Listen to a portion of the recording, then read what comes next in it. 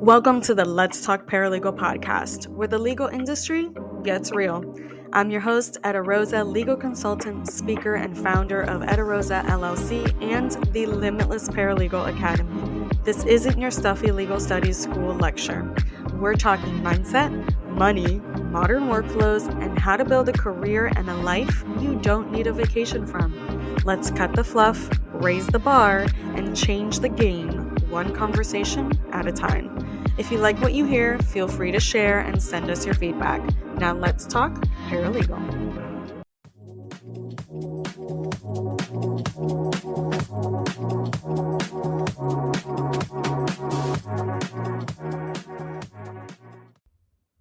In this episode, we're diving into one of the most overlooked yet absolutely critical pieces of litigation, the subpoena. Joining me is Becky Sampson, founder of Only Subpoenas.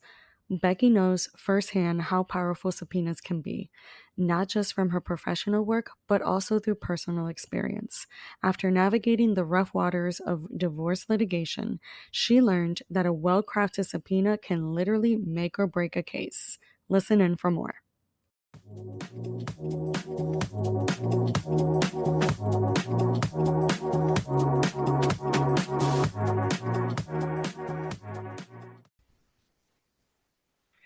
Welcome to the Let's Talk Paralegal podcast. I'm your host, Eda Rosa, and today I have Becky with me. We are going to talk about what she's up to and what she's building for our legal support staff and beyond, because it's not just for legal support staff.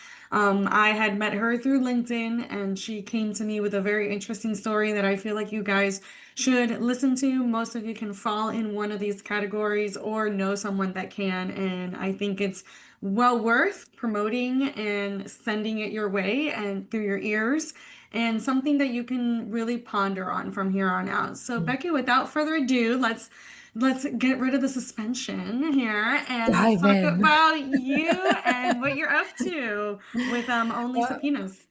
Oh gosh, thank you so much. I know you have to say it slow. So Only Subpoenas, right? Yeah. Let's just keep it clean. Anyway, so where do I go back to? So many of you are in the legal space. Like that was not me. Let me back up. I actually was in real estate when I was really young. 24, 25, I got my real estate license. And so I did a lot of contract stuff. Ended up working as a manager over an apartment complex for 6.5 years, worked for a lawyer. And so it's funny now looking back all those years ago going, well, maybe I've been prepped for this all the way along the way. So, but anyway, yeah, I did a lot of evictions back there. And a lot of times in the evictions, you have to document everything. And of course, working for a lawyer, I had to make sure everything was done correctly, and mediation and arbitration and all that fun stuff. But this last thing, I tell people all the time, I've been divorced twice. The first one, we didn't even see a lawyer. We didn't see the judge. We just signed the paperwork. And within 6 weeks got the word that we were divorced. Now, it wasn't an easy relationship and it wasn't an easy time in my life. However, the second go around, I remember saying to my husband when I first got married to him, I said, look, this is my last rodeo. So like, I am not going through a divorce again. Like, that's just not going to happen. But right out of the gate, right after we got married, things started kind of going south fast. And we went on our honeymoon to Hawaii. And we stayed there for a month because he was a former police officer, 18 years older than I am. And he was retired. And I was doing a coaching business. So I had the freedom to kind of like go wherever I wanted. And we ended up going to Hawaii for the month. And the very last day before we flew back, he got offered a position to work there. And I was like, what, are you kidding me? Like, brand new, married, and like, we're moving to Hawaii. So it took us about 4 months for him to move. And then I stayed behind about 3 or 4 months to get the house ready, rented, and all that stuff. And then I moved to Hawaii. And 4 months after getting there, he sat me down and wanted me to sign a fraudulent tax return. And in the process of doing that, I was like, and I started caving, you know what I mean? He's like, we need receipts for this and this and that and this. And I knew, because my dad was a professor. He was an accounting professor. And I mean, I kind of knew a little bit about that world. And so when he was asking me to sign these papers, I'm like, I kind of don't do that. Like, I don't lie on my taxes. And he turned to me within 10 minutes and said, Becky, we need to get divorced, and we need to get divorced fast. And I was kind of stunned, going, wow, okay, like, really? Um, and within a couple of days, I sat him down and I said, what problems do you really have with me? Like, what's really going on? And anyone that's a coach, or even in that kind of world, like, I've been a coach for many, many years. And I started asking him the question. I'm like, what do you not like? And I have my little booklet, you know, and I'm like, okay, like, I start writing this down, and he starts seeing me write it down. He goes, write this one down, write this one down, you know, okay, what else? Write this one down. And I'm like, okay. And within a few minutes, he turned to me and he says, Becky, I'm having a really hard time seeing the value that you bring to my life. And Mm. and I said back to him, well, here's the good news. I know the value that I bring to your life. Whether you choose to see it or not in this relationship is none of my business. And that was a really, really, really big defining moment in my life. Needless to say, you know, we tried a little bit more for the next few months, and it wasn't going anywhere. And within 7 months, he was flying off and moving off of the island because he had quit his job, and I was staying. And I served him the divorce papers at the airport on April 1st, 2020. I know, you're laughing, but it wasn't a funny matter, because I actually didn't mean to do it April 1st. It was just, that's, the whole world was closing down because of COVID, and the whole airport. That was the third flight that I had bought him off. The other two had been canceled, you know, because of COVID.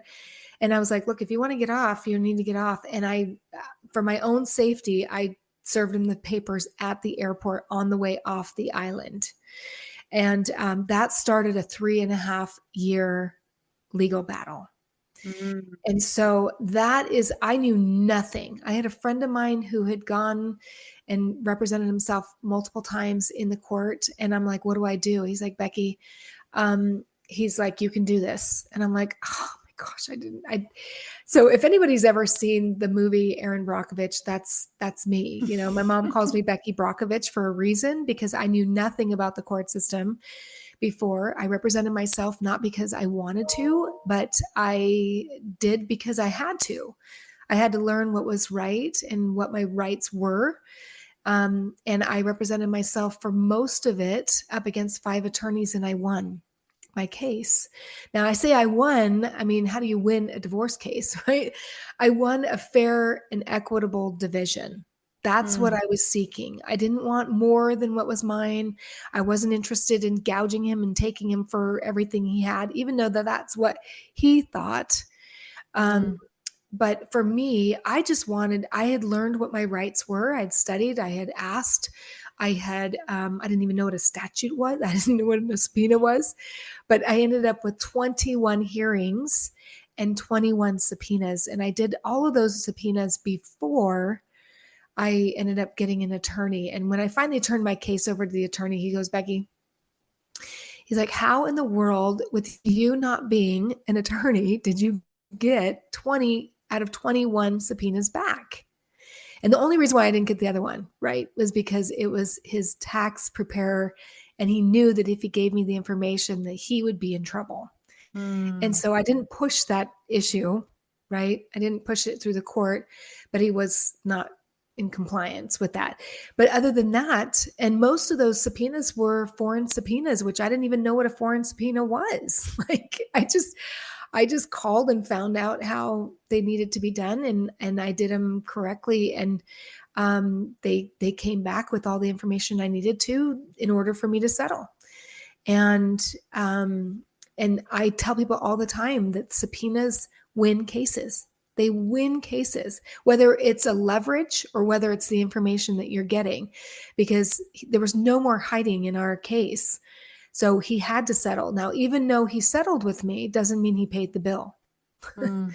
So that started a whole nother, part of the 3.5 years was another year and a half of me fighting and enforcing that judgment that I ended up getting from the judge, basically. And once he paid his bill, I say paid the settlement. I finally met my husband 5 days later. I had no idea I'd get married again. It was and it's really my husband's fault. The reason why I'm actually in this industry is because he had his own divorce case where his wife got an attorney and said, look, if you get an attorney, I'm going to take you for everything that you have.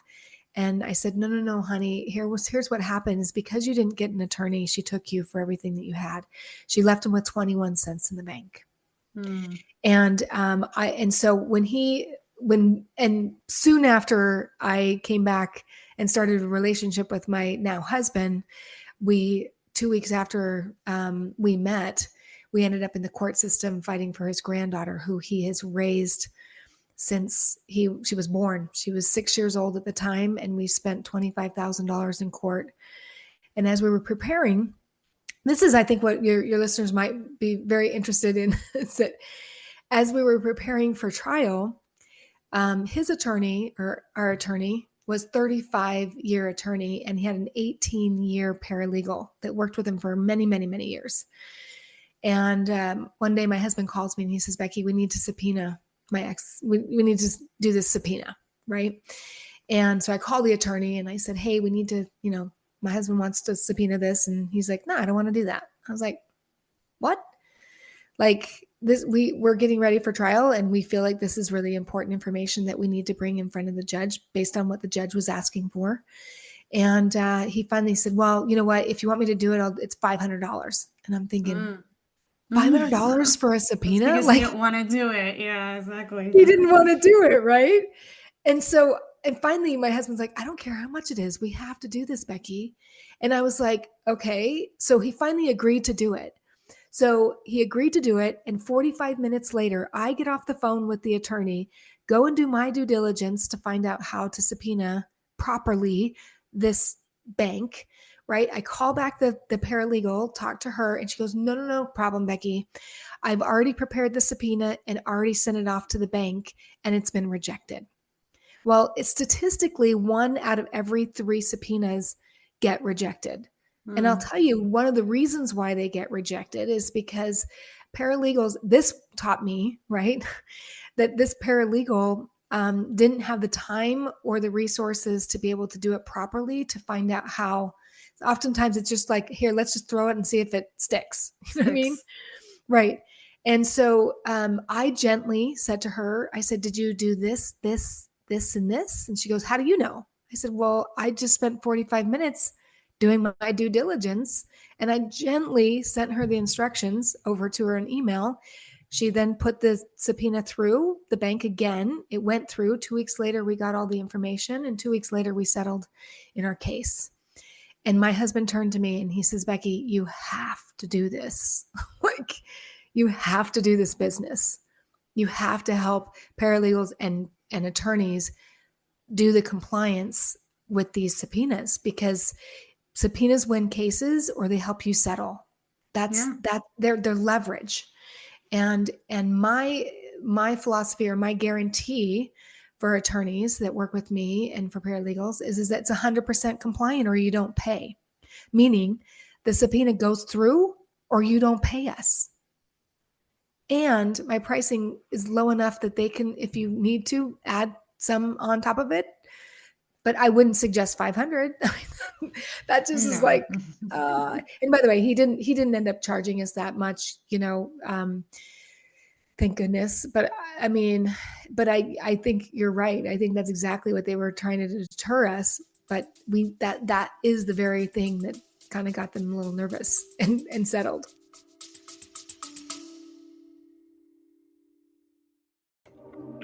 Hey, legal pros, are you ready to stop playing small? The Limitless Paralegal Academy is officially open, offering powerhouse courses, real-world tools, and expert-led training to help you build the career and life you actually want. We're not stopping there. The Limitless Paralegal Tour is hitting the road. We're bringing the mindset shifts, career strategies, and community straight to your city with epic speakers, actionable sessions, and zero boring PowerPoints. This isn't your average CLE. This is your legal career reimagined.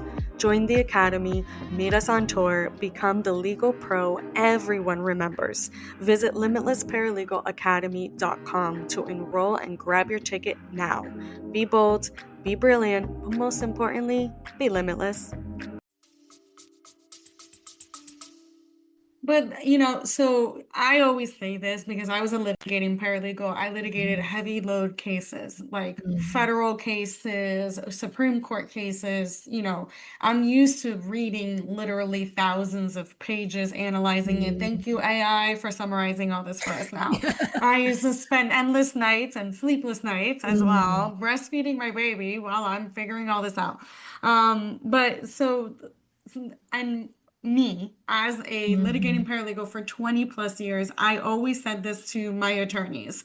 I always said the subpoenas were the most underutilized tool in order 100. to obtain information, right? Because they usually stop at the discovery stage, which is only request for production, request for Mhm. admissions, Mhm. interrogatories, and deposition. That's pretty much the bulk of discovery. And it's so funny that we're talking about this right now because I'm literally doing that. I'm literally doing discovery and getting all the information and analyzing it for one of our clients, and teaching his paralegals on how to do the same. But, Mhm. anyways, having said that, though, I'm saying, hey, is there video? Is there pictures? Were there Mhm. witnesses? Like, I'm Mhm. always the out of the box thinker. Where was this? Oh, this is a casino? There has to be cameras. I mean, no casino has no cameras anywhere, Right. especially in their parking lots, outside in the building. I'm like, there has to be working cameras that we can obtain video footage to just throw it in the defense's face. So, and it's like, oh, well, I don't know what it is. I don't know if it's the pricing. Maybe they think it's expensive to do it. Like, I have no idea because a subpoena doesn't Well, cost money. no, it doesn't cost much. And that is the reason, honestly, that's the reason why I've priced it the way that I did, is because I want it to be a no-brainer. And I always tell these attorneys, paralegals, and I'm like, look, if I can guarantee you 100% compliance, now if it gets quashed, that's not on me, right? Right. If you're asking for something that's going to get quashed, then that's not my issue. However, but if you can have a resource where you can go and make sure that it gets through and that in 2 weeks you can have the information that you need, then why would you not? I mean, it doesn't cost you anything. You then carry that cost over to your attorney, to your client. And especially if you can keep it low, then you can win more cases quicker. And I just got off a podcast actually just a few minutes ago where I was explaining to them about, documentation Mm, and how do you know who to subpoena? Well, I mean, obviously, right? Like what's the evidence that you need and who has that information to build your case?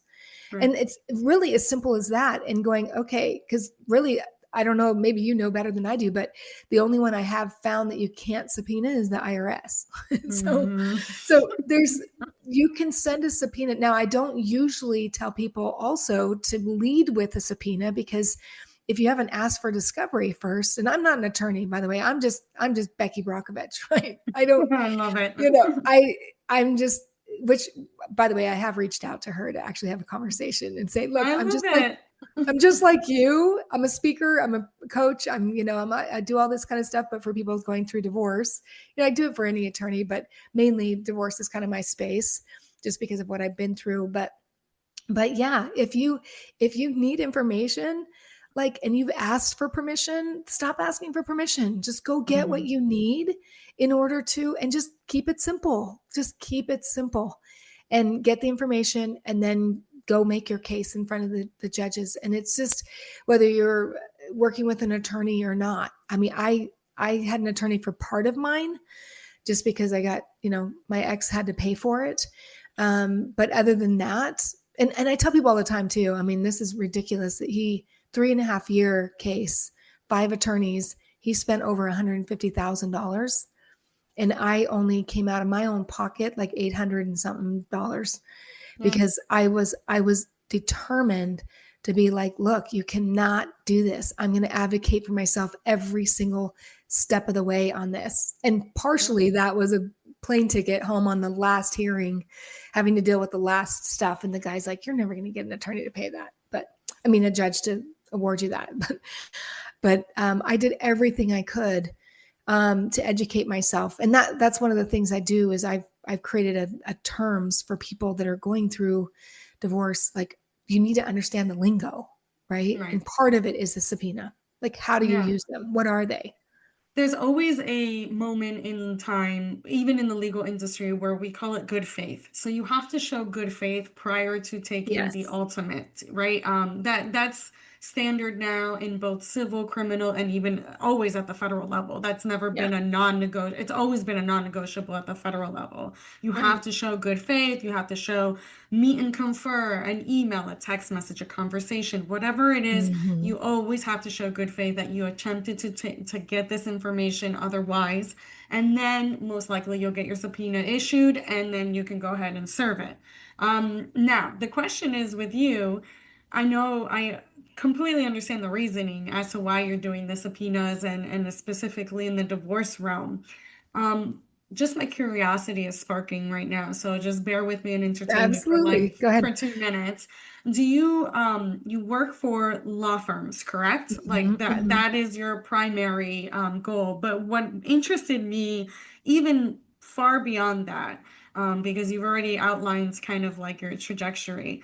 What interested me the most was what you're doing after this. So now you're doing the moms without jobs, the people that are Yes. suffering due to these divorces. And that's really what I want to end this episode with on this note, because this season 6 of the Let's Talk Paralegal podcast is all about humanizing the legal industry in whatever Yes. shape or form. And I feel like that portion of the business and what you're trying to scale it up to is very important for everybody to hear, especially as legal professionals and maybe as single parents themselves, right? Maybe they Yeah. themselves will, God forbid, but may or will be going through something like this. And it's really nice to see that there are people like you and other companies out there that are really trying to Give support back. and Yeah. advocate and give back. And so tell Yeah. us, I would love for you to share that scale up, is what I call it, with the audience. Yeah, no, I appreciate you being willing to give me that opportunity, because as I started doing this business, I've been an entrepreneur my whole entire life. I've also been a coach. I lost 130 pounds 16 years ago, and yeah, ever since and that kind of catapulted me into radio, TV, and all that other stuff. And I've always felt like what I do needs to be a win, win, win, win. Like it win, win, win, really. But now this one's a win, win, win, win, which Mm, is really, I started thinking like, okay, who can I have work for Only Subpoenas? Because it's totally remote, 100% remote and flexible, and no weekends, because the attorneys and all the banks and stuff, like, they don't work during the weekends and nights. So who could I really help empower and not stay at home moms? Right. And it doesn't mean that that's only what I'll be hiring. However, I love to support. I wasn't able to have children. I had 3 miscarriages in my first marriage, and then was never able to get pregnant again. And so, but I also know the importance in our society for these moms to be home with their children when they come home from school. But there's that period of time during the day that I'm like, they could do subpoenas, like they could do it. So I really want to support that area. But also, when I was going through a divorce, as you know, the courts want to see that you're making an effort. 44% of women coming out of divorce end up in poverty. Okay. I was left with all the story behind it. I was left with very little when he left the island. And if anyone's ever been to Hawaii, it's very expensive to live there. I applied for 45 different jobs, and I've run a multi-million-dollar business. So it's not like I don't know how to work, but I could not get a job. And the only ones that would hire me at the very end were people doing podcasts for the college that I was going to. I was a full-time student, and they were only willing to pay me to $12 an hour. That's like $750 part-time for like, that's not even half of my rent. You know what I mean? And so I had to show the court something that I was doing. And I would have given anything if I had an opportunity for somebody to say, hey, you know what I mean? Like, there's something totally remote and you can do it all through the phone and have a computer. Like, I would have jumped all over that. So that is one of my missions too, is to empower people coming out of divorce that need the money. I mean, even the attorneys love the idea because they're like, wow, I've got somebody right now that's having a hard time paying my bill. I'm like, well, have them come work with me. You know what I mean? Like, I can show them and I can teach them how I do the process that I do to get that 100% compliance. And I have a whole system for it. So it not only helps the subagents, those are called subagents, the subagents, but it also helps the branding and the growth of my business and being able to help more attorneys. It helps the attorneys win cases and get the information to win. And it helps the people that they're fighting for, the attorneys are fighting for, as the clients. And I'm just like, this is a no-brainer. Like, I love it. and it is a nationwide company. It doesn't matter what state they're in. I obviously am starting in a certain region, but then eventually we'll also give opportunities to people that want to do, if they want to do licensing or franchising, that will eventually get to that point and they'll be able to get their feet back on the ground. Because there was a woman that called me that's 58 years and she's 58 years and she's raised 6 kids and never was privy to any financials. She doesn't know anything about any of it. And she goes, I don't have any education. I don't even know where any of the money is. I don't, like, what do I do, Becky? Like, what do I do? And I would love to be in a position at that point, and say, hey, you have a job tomorrow and I pay every Friday, because when you're in a place where you need money, you don't need to wait 2 weeks to get paid.